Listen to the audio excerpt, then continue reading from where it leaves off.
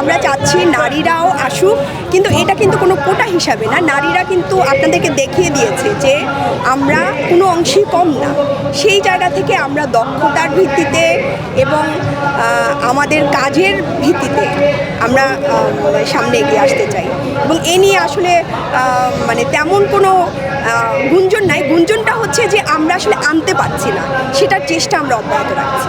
আচ্ছা, এই তরুণ নেতৃত্ব, আপনাদের এই পার্টির তরুণ নেতৃত্বই আসলে সবাই তরুণ নেতৃত্ব, জনগণ আসলে এই তরুণ নেতৃত্বকে কীভাবে অ্যাকসেপ্ট করবে বা আদৌ অ্যাকসেপ্ট করবে কিনা, কী মনে হয়? আচ্ছা, যেভাবে আমি আসলে সংগঠক হিসেবে দায়িত্ব পালন করেছি এবং বরিশালের বিভাগীয় দায়িত্ব আমি ছিলাম, তো আমার সুযোগ হয়েছে আমরা মনে করি যে আমরা আমাদের জুলাই আকাঙ্ক্ষার যে চেতনা এবং প্রেরণা, সেটা আমরা আমাদের দলের প্রত্যেকটা মানুষ মানে প্রত্যেকটা সদস্য আমরা ধারণ করি এবং আমরা এই চেতনাকে সামনে রেখেই সামনের রাজনৈতিক দল যে মানে পথ চলা শুরু করতে চাচ্ছি, আমরা এই চেতনাকেই ধারণ করে সামনে পথ চলা চাচ্ছি। নারী নেতৃত্ব আলাদা জিনিস না।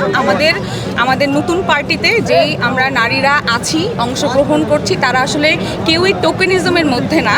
মানে শুধুমাত্র নারীকে রাখতে হবে জন্য টোকেনিজম না। আমার মনে হয় যে আমরা নতুন যেই রাজনৈতিক দল আসছি, তারা সবাই প্রত্যেকটা মেয়েই নিজেদের যোগ্যতার সহিত এখানে আসছে এবং আমাদেরকে সম্পূর্ণ সুযোগ এবং সকল সুযোগ সুবিধা দেওয়ার মাধ্যমেই এই নতুন রাজনৈতিক দল গঠন হচ্ছে। তরুণ নেতৃত্বকে আসলে এখন সাধারণ মানুষ এইটাকেই অ্যাকসেপ্ট করবে, কারণ তারা যে ধরনের পলিটিক্যাল চর্চা এতদিন দেখে আসছে, যে একটা নেতাও প্রতিশ্রুতিশীল নেতা না, তারা প্রতিশ্রুতি দিয়ে প্রতিশ্রুতি রাখতেছে না, দুর্নীতি চাঁদাবাজি দিয়ে সব ভরে গেছে।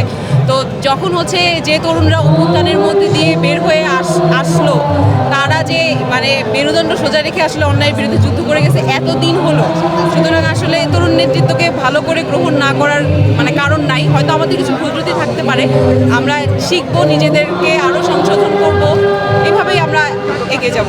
আমরা জুলাই আন্দোলনের কথা যদি বলি, আমাদের অভ্যুত্থানে একটা নারীদের স্বতঃস্ফূর্ত অংশগ্রহণ ছিল এবং সেখানে কিন্তু আমরা এরকম বলতে শুনিনি যে নারী পুরুষ আলাদা করে, কারণ ওটা একটা অর্গানিক মুভমেন্ট ছিল।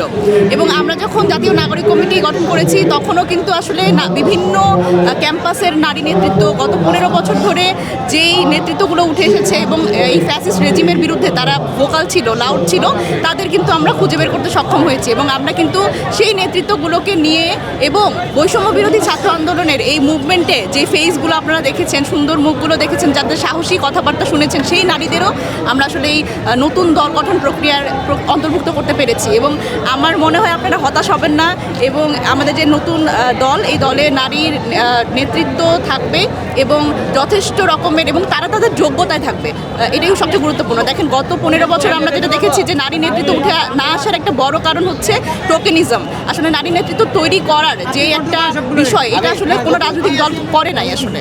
তো আমরা আসলে সেই বিষয়টাই ভাঙতে চাই। শুধু নারী নেতৃত্ব এমন না যে টোকেনিজমের মাধ্যমে আসবে, আমরা চাই নারীরা তাদের যোগ্যতায় রাজনীতিতে আসুক। এবং আমার ধারণা, নতুন রাজনৈতিক দলে আপনারা যেই নারী নেতৃত্ব দেখবেন, তাদের দেখে পুরো বাংলাদেশের নারীরা এই রাজনীতিতে অংশগ্রহণের জন্য একটা বড় ধরনের সম্ভাবনা তৈরি হবে বলে আমার বিশ্বাস।